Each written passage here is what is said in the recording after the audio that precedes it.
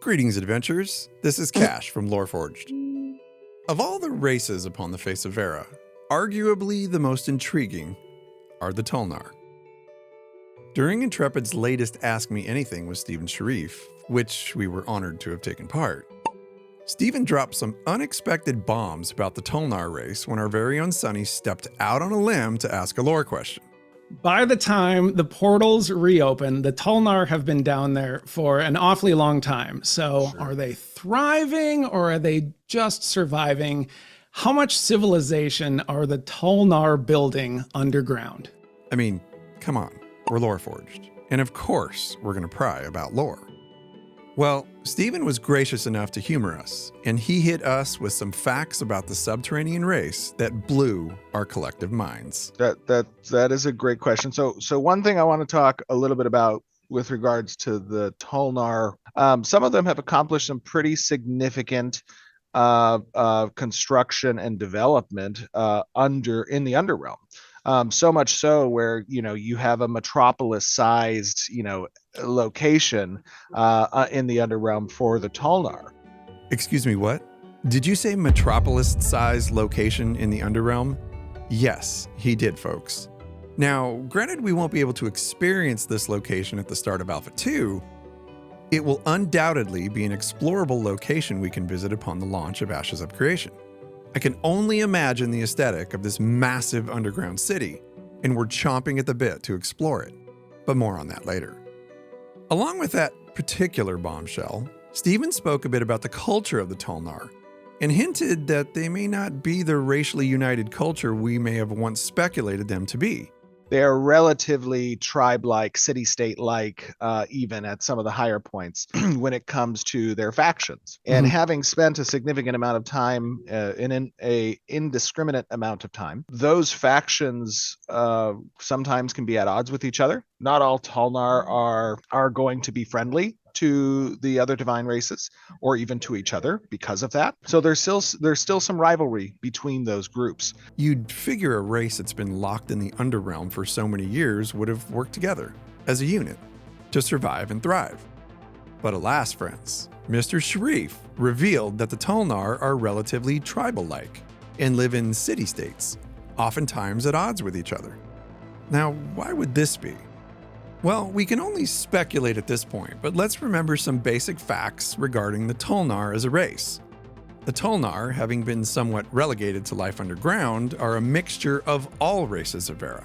The Aelan humans, the Pyrian elves, the Dunzenkel dwarves, and the Kaivek orcs. You see, when the apocalypse took place all those years ago, not all divine races made it through the portals to the safety of Sanctus. No, many members of all races were left behind when the portals closed. Left behind to fend for themselves upon a war-torn and ravaged apocalyptic Verran landscape. So they did what anyone else might have done to escape their certain demise. They retreated to hide in the Underrealm. Well, over the many years these races hid underground, they learned to survive in the depths. It must have, at some point, become pretty boring down there because they just found ways to pass the time. 9 months later, or however long the Verran interracial gestational period actually is, a strange mixed race began to populate the Underrealm. Can you imagine being a proud, preggers, do-near dwarf mama and seeing this pop out after hours of labor? Yeah, you get the point. This strange hybrid mix of the humans, the dwarves, elves, and orcs had arrived. Who knew all of those different reproductive organs would even work together? Well, they sure found out that they did, and love, my friends, is truly blind. Except for those Underrealm one-night stands, which I'm sure took place. You get my point. Things happened, yada yada yada. These baby Tulnar appeared. Over years, as the pure races of the original apocalypse survivors died off, the predominant race in the Underrealm became this new, incredibly amazing-looking hybrid race, the Tulnar.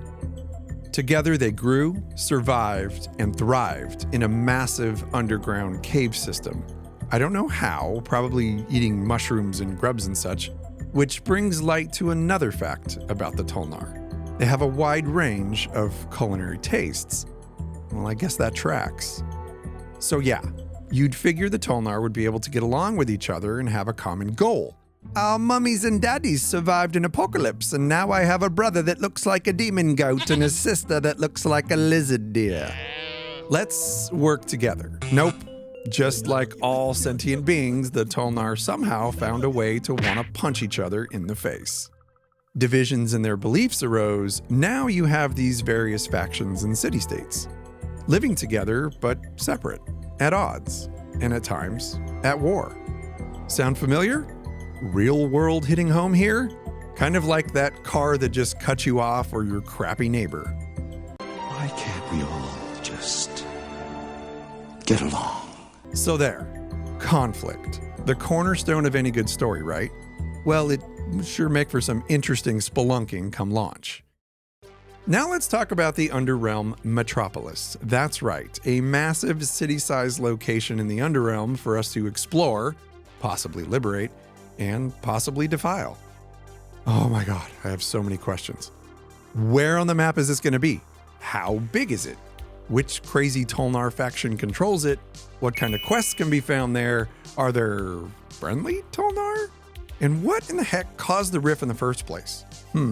Speaking of what caused the rift between the various Tulnar factions, my speculation says it probably isn't a fight over glowing truffles.